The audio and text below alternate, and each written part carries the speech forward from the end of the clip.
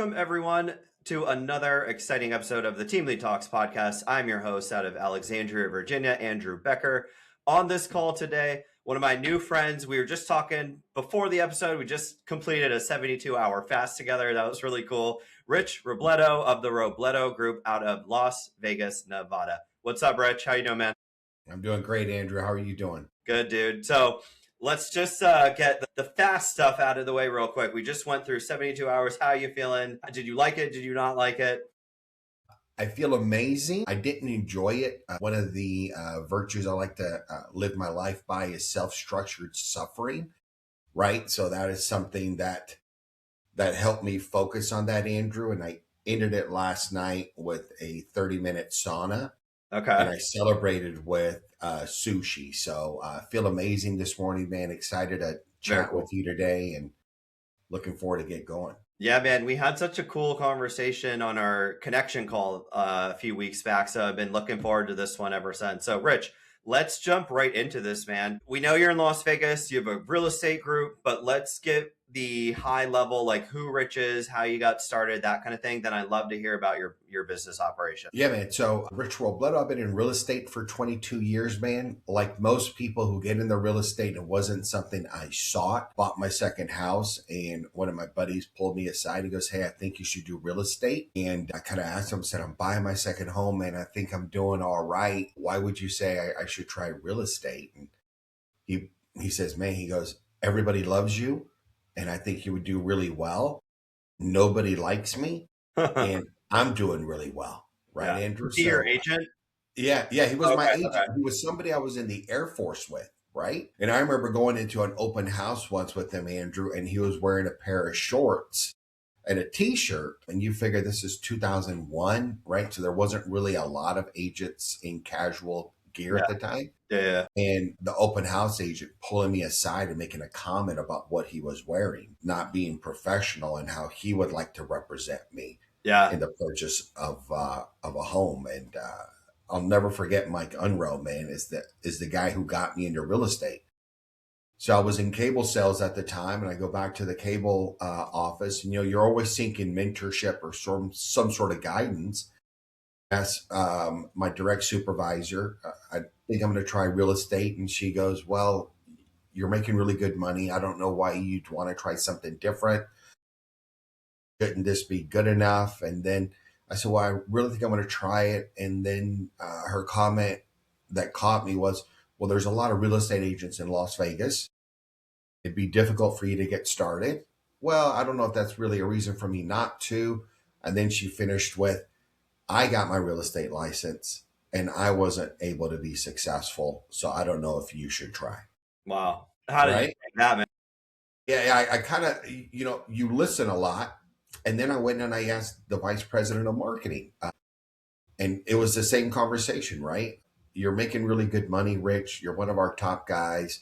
Why do you want to try something that you've never done before? There's too many real estate agents in Las Vegas." And then the two people I asked for help finished it with, "I got my real estate license and I wasn't able to do it. Yeah. So I don't think you can do it." Yeah, man. Dude, we talked sports earlier. Did you ever watch The Last Dance, the Michael Jordan Netflix thing? I watched it with my son, right? Okay. And we listen with podcasts, and I love Kobe, Michael, and Tiger. Yeah, man, this is reminding me of one, I forget what episode, but someone told Michael Jordan that he couldn't do something. And he just went, okay. Yeah, that's it. And then you did that too. And okay, so now you talk to everyone in the cable company telling you, "No, you're not going to be successful because I wasn't." Like that has anything to do with it anyways. And then what happened after that? So after Al told me I should try it, that weekend, I thought about it. Then I signed up for the class. I know how I study. So I was told that you just need to memorize the information to pass your license. So I took class, and I would go to class after my work, and I would just sit in the class, read the book, and do the sample tests. Mm-hmm. And that was all I did. It was 1 month, and that's what I did. And then I went in and I took the test and passed on the first time. Nice.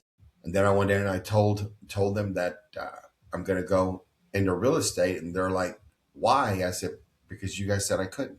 Yeah, nice. Stuck it to him, right? Yeah. Well, it was just this thing, man, where I believe too many people listen to other people's failure of their dreams to Right. define their life. Yeah. Right. That's and I good. was just like, good point. That's for you guys, right? There's no reason to say that I can't be successful or I can't do it. Right.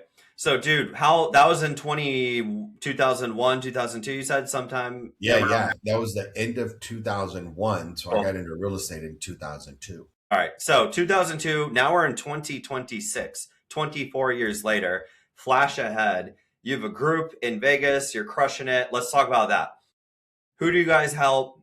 Let's talk about the structure and how everything in the Robledo Group goes down here. Well, listen, man, because of all the social media and things like that, people will have this idea that I only help luxury clients, right? However, I am honored to help anybody from a first-time home buyer to an investor or that luxury client looking to buy a finished product or to buy a lot, go through the process with the architect, the general contractor to get that finished product, right? I sold a mobile home last year to a friend of mine who bought it 6 years ago for a friend of his son who passed away. Right? He called me. He goes, Rich, I know it's not what you typically sell. I said, the process is the same. And it was honorable when you helped this young man when he was 18 and his father passed, you gave him a place to stay. Right? And now that he's moving into a transitional home because he needs more care, I'd be honored to help again. Right? It's not so much for me the dollar amount, Andrew. It's more about the relationship and the facilitation of that process for somebody to get to their end goal. Very cool. So you help in any price point, anyone. Tell us about your team. This is obviously called the Team Lead Talks podcast. What I'd love to hear, just a very high level, like how your team is set up. And then let's talk about like some lessons learned from like, where'd you screw up? Like, I want someone to take away from this, like, oh man, I'm running a team. I'm running into the same stuff that Rich just mentioned. And then like how you got out of it and how you made it better. But first off, Rich, describe the team. Like, how do you work? What's your model at your group? Yeah, man. So I've got an assistant, a marketing assistant, a transaction coordinator, and 4 buyer's agents that help me, right? I had that process, man, earlier in my career where I had my assistant helping me with marketing, transactions, and a lot of other stuff. And I figured out that that was putting too much stress on her. So now I'm looking for specific people to do a specific task to better help the environment and the team. So a specialist in marketing, a specialist in transaction coordination. You've separated those roles with people in each of them. Correct. And really a lifesaver for me, and I got a compliment this week on her, was my assistant, right? In real estate, a lot of the stuff that I do professionally translates into personally. So I had to find an assistant that could help remove stress for me professionally and personally. So Jen helps me incredibly, man, with, I call her like a utility player. Like she is somebody that can fill the gaps when I need it. Yeah. She knows my travel schedule. She knows my family schedule. She really has been a lifesaver for me the last 2 years, right? And it's something that my wife and myself will talk about. Babe, I don't know if Jen should do that. And I said, I asked Jen to help me with that. And it's been as much as Andrew helping pick up my son at school. Okay. I was going to ask if she's virtual or in person. It sounds like she's in Vegas with you, so she can pick up your kids at school. Yeah. She, in my right hand, right? I need people that I can talk to and I can connect with. And that's amazing. My transaction coordinator, once the team gets anything, she runs and does everything. I told my assistant, I'm like, listen, we are responsible for all of our transactions, but we trust and empower Michelle. Yeah. Open escrows, reach out to people, get everything signed and move everything forward so that you're not bogged down with the transaction stuff. Right. The paperwork aspect of the transaction stuff. Yeah, the paperwork stuff. The marketing social media is something different, right? That is, hey, what are the scripts? What are the contents we need? What are the flyers? What are the graphics that we've got to put in place? And that is something I saw that when I was asking my assistant, she wasn't versed in. So we needed to figure out that play as well. The specialist in that aspect of your game. Correct. Got it. Right. And then what I figured out a couple of years ago, Andrew, is that every videographer, as I'm looking to do more videos, has their own feel and genre. Mm-hmm. Right. And I'm still trying to find that right videographer who fits my genre. Because I figured out I listen to hip hop, but I listen to 90s hip hop. Okay. So I'm going to find the group of people that just ignite and are powerful in that space so that my brand appeal and marketing comes across effortlessly and smoothly. Got it. So, Rich, having all these people on your team members in specific roles and responsibilities is a strategic play that you put into production, right? What does that do for you, Rich, the agent, in terms of like allowing you to focus on, so you're not focusing all those? Because those are three very key roles in any, whether you're a solo agent or you're a team: marketing, transaction coordination, and just like day-to-day administrative stuff. But how awesome has it been, and what have you been able to do above and beyond having to work on those lower hanging fruit type items? Well, it's kind of allowed me to help with the delegation, right? And it's allowed me to go out and promote the group and other activities in the community and other events so that we can continue to grow our social currency in the Valley to get more clients, right? Right. Well, I'll tell my agents, and some agents think differently of it. 9 to 5 pays the bills. 5 to midnight creates the legacy. Mm-hmm. Right. So I am always out looking to connect in the community, whether it's hosting a cigar event, going to shooting ranges, being involved in philanthropy, politics, or education, going out, getting engaged, finding those clients that are in that perfect avatar. Mm-hmm. And bringing those in so that I can kind of give that handoff with trust that it will be handled. Right. That house for 235,000.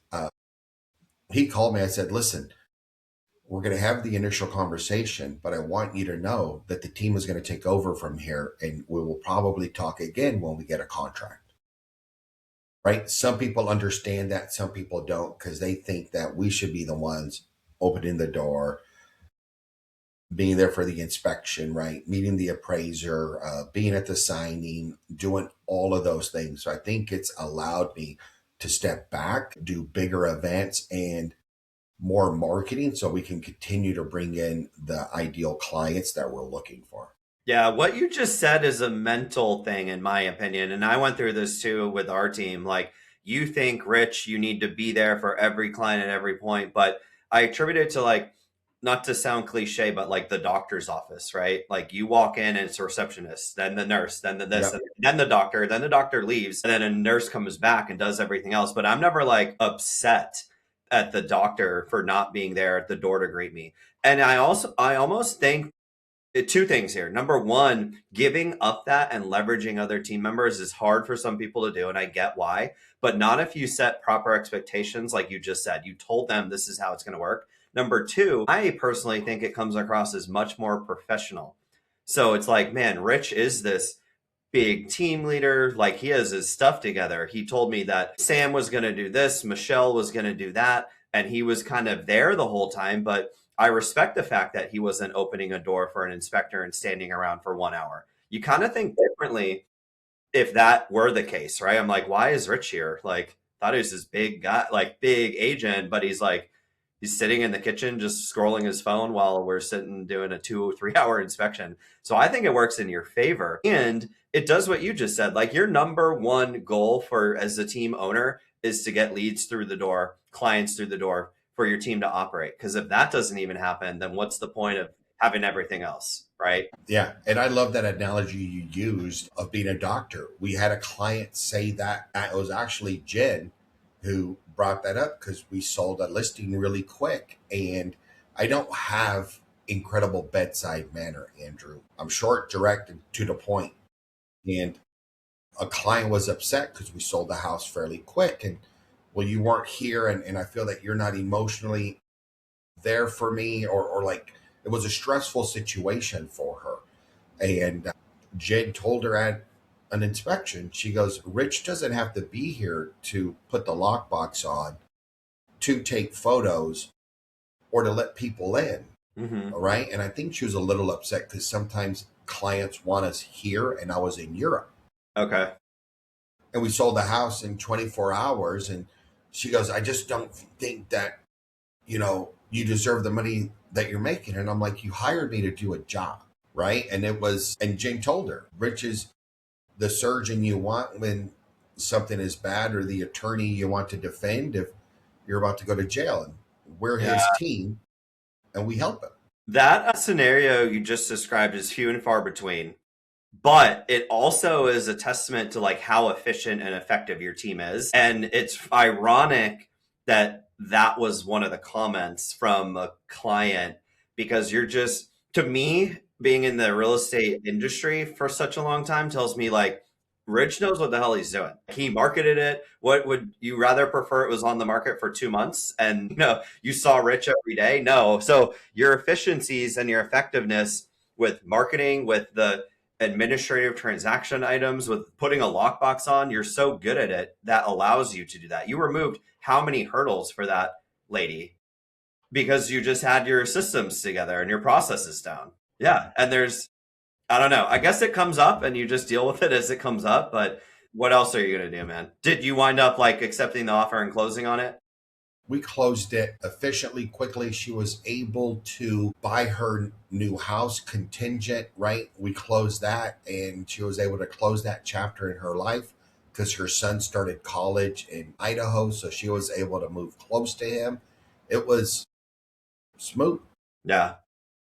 It's just funny and ironic to me that someone complains about how smooth a transaction can really be. What's the other alternative? Like Rich screws everything up and it's really stressful and hard. Well, and I figured out after the transaction, Andrew, that that's what this person was used to in life. Yeah. And I was just like, I don't believe that life should be full of distraction, hurdles, pain, and suffering. That I want to work with people that appreciate the ease, efficiency, and transition. So me too, man. Me too. So Rich, this time has actually like flown by very quickly. But if someone's in Vegas and wants to talk to your group and to you about how they can also get their home sold quickly for the most amount of money, how does somebody get in touch with you? How does someone chat with you?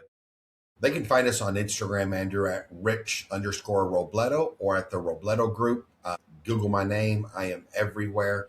Always tell people that when you hire me, not only do you get the agent, but you also get a concierge to the city.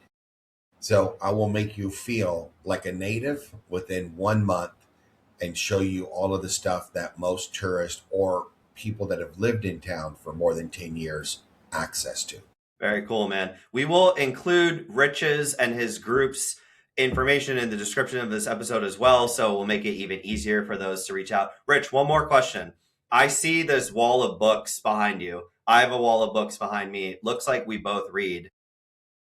Normally I say, what can you share? Like a resource, a checklist, something like that. But let's talk about a book. Can you share a book that someone listening out there can read that will change their life, their community, or their business for the better?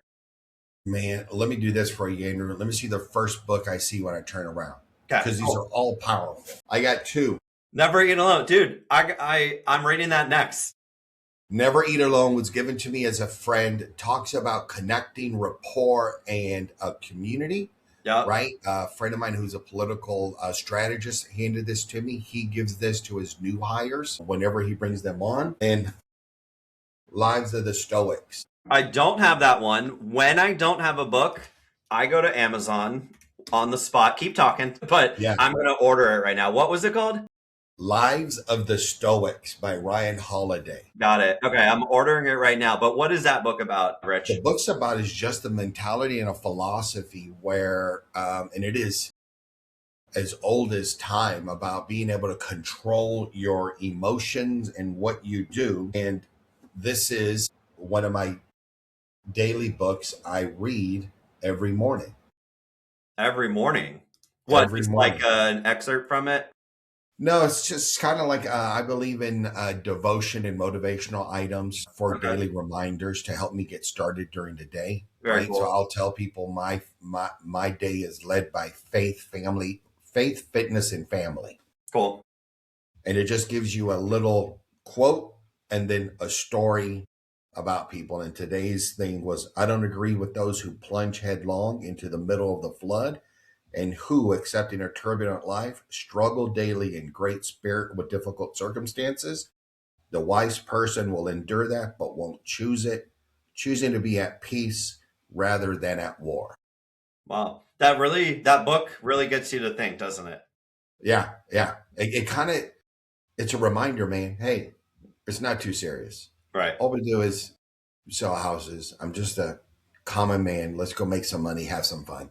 Yeah, man. Well, that is a good thought to end with for everyone on here. Rich, it's been so great to have you on, have you in our fasting little group that we're doing. I hope you do it with us again in March.